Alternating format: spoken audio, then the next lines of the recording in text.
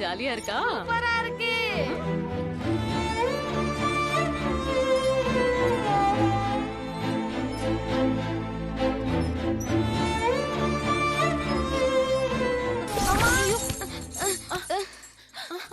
ஒண்ணும் அம்மா, இல்ல கை வலிக்குதுமா.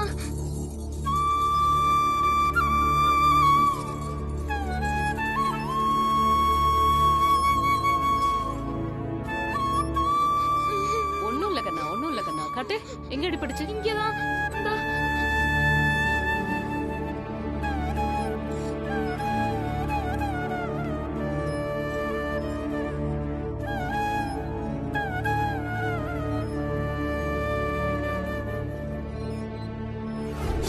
குட்டி நெல்லு, குட்டி நெல்லு.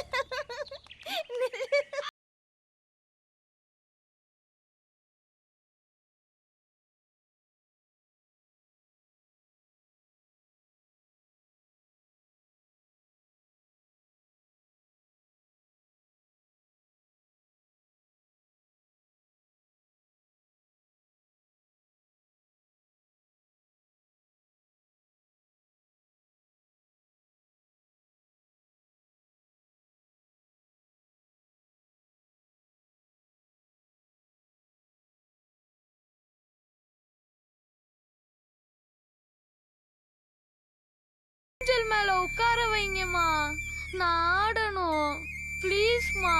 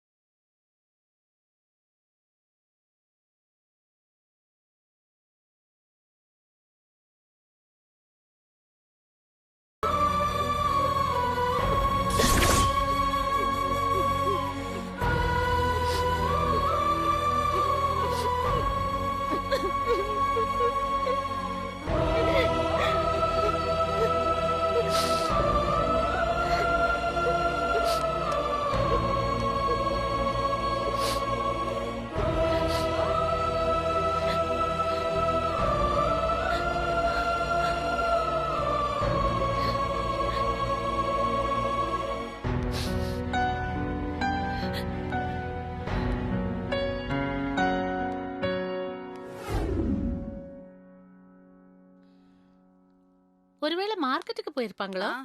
லீனா, காய்கறிக்கார வரான்னு சொன்னாரே, வந்தாரா? இன்னும் வரல, அதுக்காக தான் வெயிட் பண்ணிட்டு இருக்கோம். அர்ச்சனா வந்தாங்களே காணோம். இவ வாங்கிட்டு வராளே. அர்ச்சனா, காய்கறி வண்டிக்கார அங்க இருக்கானா? அங்க இருக்கான், அந்த கார்னர்ல நிக்கிறான். இப்ப வரேன்னு சொல்லிருக்கான், வந்துருவான். ஏன் பரிமளா, லக்ஷ்மியை காணோன்னு பவித்ரா தேடிட்டு போனாலே, லக்ஷ்மி கிடைச்சாளா? இன்னும் தெரியலையே, கிடைச்ச மாதிரி. ஒருவேளை வெளியே போயிருந்தா இந்த வழிதானே வரணும். அப்ப அவ நம்ம கண்ணுல பட்டிருக்கணும். மொட்டை மாடியில இருந்திருந்தா இறங்கி வரும்போது நம்ம கண்ணுல பட்டிருக்கணும். ரெண்டும் தான் இல்லையே. ஆமா, எதுக்கு இப்ப தேவையில்லாத ஆர்குமெண்ட்? எங்க போயிருக்க போறா? பக்கத்துல இருக்க கோயிலுக்கு தான் போயிருப்பா, வந்துடுவா. காலையில 6 மணிக்கா? ஏன் 6 மணினா யாரும் கோயிலுக்கு போறது இல்லையா? 6 மணிக்கு கோயிலுக்கு போறது ஒன்னும் தப்பு இல்ல. அதுக்காக வீட்ல இருக்கவங்கள கிட்ட சொல்லாமவா வெளியே போவாங்க? அதானே. அப்படி போயிருந்தாலும் நம்ம கண்ணுல படாம எப்படி இந்த காம்பவுண்டை தாண்டி போயிருக்க முடியும்? இவங்களுக்கெல்லாம் வேற வேலையே இல்ல போல இருக்கு. ஒருவேளை அவங்க வீட்ல ஏதோ கசமுசா இருக்குமோ? ச்சே, உங்களுக்கெல்லாம் நல்லதா வேற எதுவுமே நினைக்க தோணாதா? கசமுசான கேட்டதா? இந்த உலகத்துல எல்லாரும் சந்தோஷமா இருக்க காரணமே இந்த கசமுசா தான் இல்ல பிரதிபா? லக்ஷ்மி வீட்டிலே பொதுவா சண்டே வராது. எப்பவும் அவங்க மாமனார் தான் காய்ச்ச மூச்சுன்னு கத்திக்கிட்டே இருப்பாரு. பதிலுக்கு கூட யாருமே சத்தம் போட மாட்டாங்க. கரெக்டா சொன்னீங்க லீனா. 2 கை தட்டினா தானே ஓசை வரும். யாரு சண்டைக்கு வந்தாலும் லக்ஷ்மி சைலண்டா போயிடுவா. என்ன நமக்கெல்லாம் அவளை பத்தி தெரியாதா என்ன? அப்போ காலங்காத்தாலே யாருக்கு சொல்லாம வெளியே போக என்ன காரணம்? ஏ மீனாட்சி, மீனாட்சி அம்மா. என்னம்மா? இங்க வா. இப்பதான் வீட்ல இருந்து வரியா? ஆமாம்மா. ஆமா, வழியில லக்ஷ்மி பாத்தியா? லட்சுமி அம்மாவா? இல்லையேம்மா. ஏன் பரிமளா, அவளே இப்பதான் பிளாட்டுக்குள்ள நுழையிறா. அவளை வழியில நிறுத்தி வச்சுக்கிட்டு கேள்வி கேட்டுட்டு இருக்கீங்க. அவளுக்கு என்ன தெரியும்? அதுக்கு இல்ல அர்ச்சனா, மீனாட்சி வீடு இங்க இருந்து 1 கிலோமீட்டர். நம்ம அபார்ட்மெண்ட்ல இருந்து நடக்க ஆரம்பிச்சா ஒரே ரோடு. என்னதான் லக்ஷ்மி நமக்கு தெரியாம வெளியே போயிருந்தாலும் எதிரில வர இவ கண்ணுல பட்டிருப்பால, அதுக்காக தான் கேட்டேன். லட்சுமி அம்மா எங்கம்மா போயிருக்காங்க? அது தெரியாம தான் உன்னை கேட்டோம். நீ தான் தெரியலன்னு சொல்லிட்டல்ல, அப்புறம் என்ன? போ போ, போய் வேலையை பாரு. உன் முதலாளி அம்மா சத்தம் போட போறாங்க. சரிம்மா.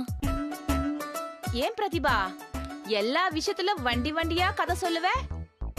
இந்த விஷயத்துல வாய் திறக்காம இருக்கியே, என்ன தோணுது உனக்கு? எனக்கு ஒண்ணுமே தோணல. பிகாஸ் என்ன பொறுத்த வரைக்கும் இது ஒரு விஷயமே கிடையாது. அர்ச்சனா சொன்ன மாதிரி ஏதாவது கோயிலுக்கோ இல்ல எங்கேயாவது வெளியிலயோ போயிருக்கலாம். Chances are there. She'll come back. Let's wait.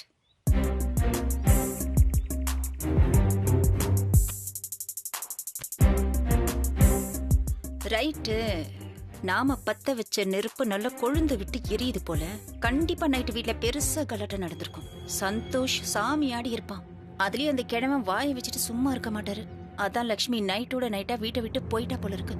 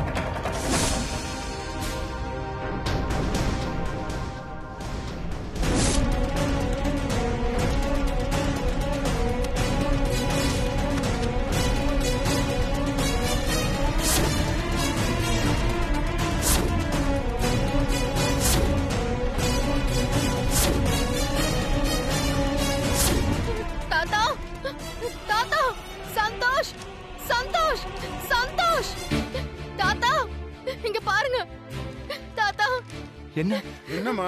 என்ன பவி? என்னாச்சுன்னு கேக்குறேன்ல, என்னன்னு சொல்லுமா. என்னாச்சு பவி? எதையும் படிச்சு பார்த்து தெரிஞ்சுக்கிற அளவுக்கு எனக்கு சக்தி இல்லம்மா. தப்பா எதையும் இல்லையே. ஏதாவது சொல்லுமா. என் கண்ணு இல்ல, என் செல்ல இல்ல. சீக்கிரம் படிச்சு பார்த்து சொல்லுமா.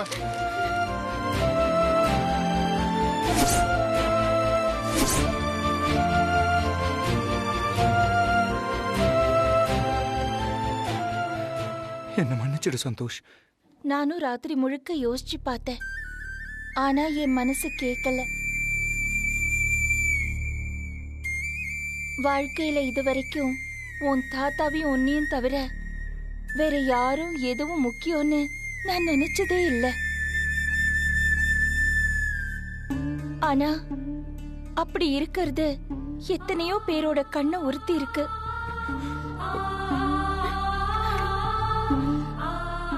லக்ஷ்மி உலகம் தெரியாதவன்னு என் காது படவே பேசியிருக்காங்க. ஆனா நான் அதெல்லாம் பெருசாவே எடுத்துக்கல. குட்டி, உங்க சந்தோஷம்தான் ஏன் சந்தோஷம்னு நான் நினைச்சேன். நான் அப்படி நினைக்கிறது தான் உங்களுக்கும் பிடிக்கும்னு நான் மனசார நம்பினேன். ஆனா அது எல்லாமே பைத்தியக்காரத்தனம்னு இப்பதான் தோணுது குட்டி. என்ன பண்ணி என்ன கடைசியில என் உசுர உருவி எடுக்கிற மாதிரி ஒரு வார்த்தை உன் வாயில இருந்து வந்துருச்சு பாரு.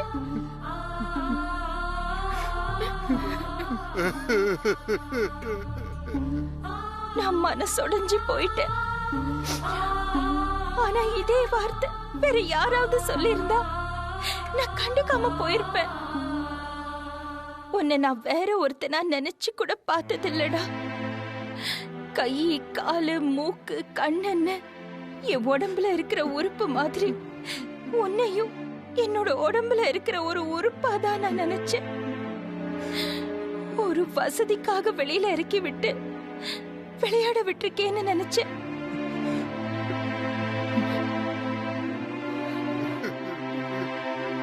ஆனா நீ இப்ப வளர்ந்துட்ட குட்டி. எனக்கு என்ன வருத்தம் தெரியுமா குட்டி?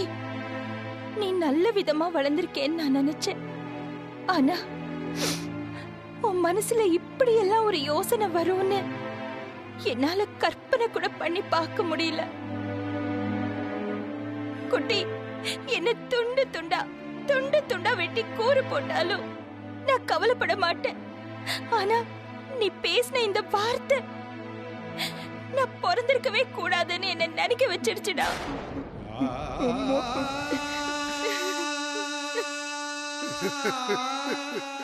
அதனால நான் போயிடுறேன் குட்டி.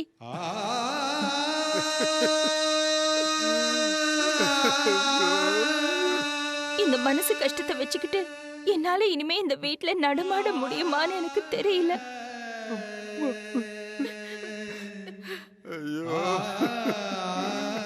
அது கூட பிரச்சனை இல்லைன்னு வை. எப்படியும் பொழுது விடிஞ்சதும் நான் உன் முகத்தை பார்க்கணும். முன்னாடி எல்லாம் உன் முகத்தை பார்க்கும்போது எனக்கு உன் அப்பா ஞாபகம் தான் வரும். ஆனா நேத்து நீ அப்படி பேசினதுக்கு அப்புறம் இனிமே காலையில உன் முகத்தை பாக்குறப்போ நீ பேசின அந்த பேச்சு தான் எனக்கு ஞாபகம் வரும். என்னம்மா இப்படி எல்லாம் பேசிட்ட? இது ஒரு நாளோட முடிகிற விஷயம் கிடையாது. சாகுற வரைக்கும் இந்த விஷயம் தொடரும்னு தோணுது.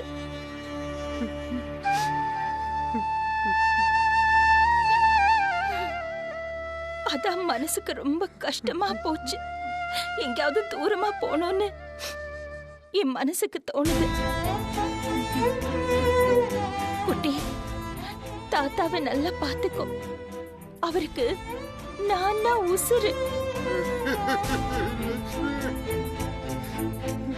என்னோட அப்பா கூட என்ன இவ்ளோ பாசமா பாத்திருப்பாரோன்னு எனக்கு ஞாபகம் இல்ல.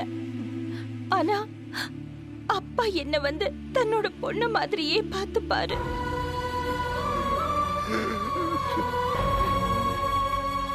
அவருக்கு வேளா வேளைக்கு கரெக்டா சாப்பாடு கொடுங்க.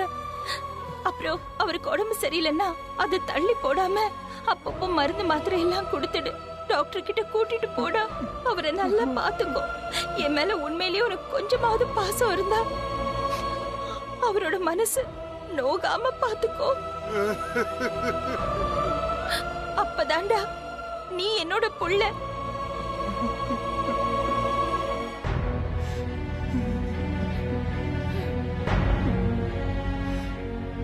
என்னோட பவிய பத்திரமா பாத்துக்கோடா. தெரிஞ்சோ தெரியாமலோ உன்னோட வாழ்க்கையில நீ செஞ்ச மிகப்பெரிய ஒரு நல்ல விஷயம்னா அது அந்த பொண்ணை நீ காதலிச்சு கல்யாணம் பண்ணது தாண்டா.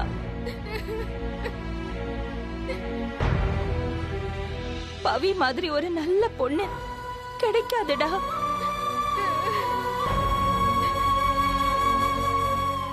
என்னைக்குமே பவியோட மனச நோகடிக்காதடா.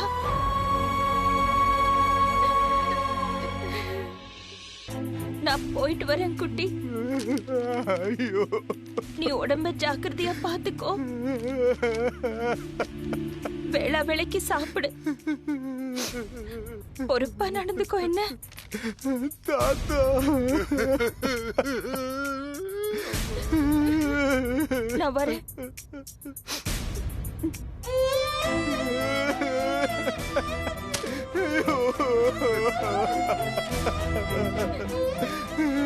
அம்மா, நான் தப்பு பண்ணிட்டேம்மா.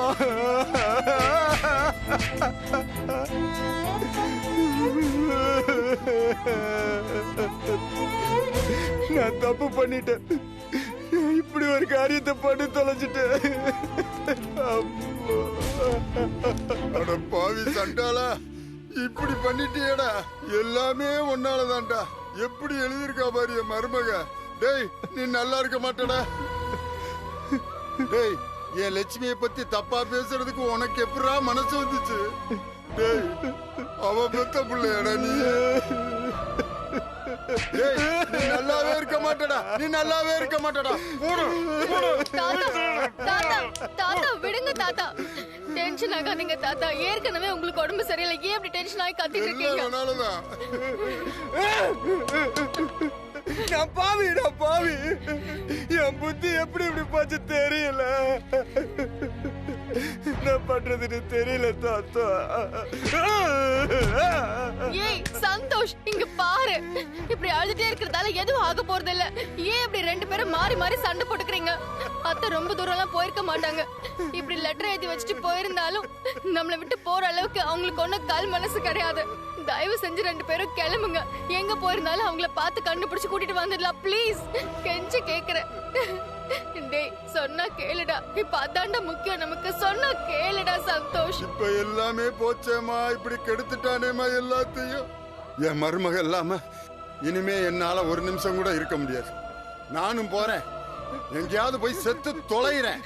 தாத்தா போறேன். எங்கேயாவது போறேன். ஏன் தாத்தா இருங்க தாத்தா. அத்தையும் போயிட்டாங்க, நீங்களும் போறேங்கிறீங்க. இவன் என்னடா அடிச்சுட்டு அழுகுறான். அப்ப யார் தான் போய் அத்தையை தேடுறது? வேற என்னமா பண்ணி தொலைக்கிறது? இப்படி ஒரு முடிவு எடுத்துட்டாலே உங்க அத்தை. எல்லாத்துக்கும் காரணம் வந்தா. டேய், உன்னைய பாரு. ஐயோ தாத்தா விடுங்க தாத்தா. நிக்காதடா. அடிங்க தாத்தா. எல்லாம் அடிங்க தாத்தா. எல்லாத்துக்கும் காரணம் நான் தான். டேய், நீ பேசாதடா. என் மூஞ்சிலே நீ முடிக்காரா. போடா போ. ஐயோ தாத்தா. சந்தோஷ், இப்படி ரெண்டு பேரும் வீட்ல சண்டை போட்டுட்டா என்ன ஆகுறது? சண்டை போடுறதுக்கு பதிலா போய் அத்தையை தேடினா கூட்டு வரலாம்ல. நான் எங்க போய் தேடுவேன்? எப்படி கண்டுபிடிப்பேன்? ஒண்ணுமே புரியலையே. தாத்தா, சொல்ற கேளுங்க தாத்தா. பவி சொல்ற மாதிரி முதல்ல அம்மாவை கண்டுபிடிக்கல தாத்தா. அதுக்கப்புறம் என்ன அடிங்க, கொல்லுங்க, என்ன வேணாலும் பண்ணுங்க தாத்தா. டேய், என் லட்சுமியை கண்டுபிடிக்க எனக்கு தெரியும்டா.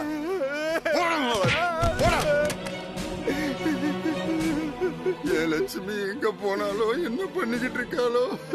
சாமி, என் கடவுளே முருகா.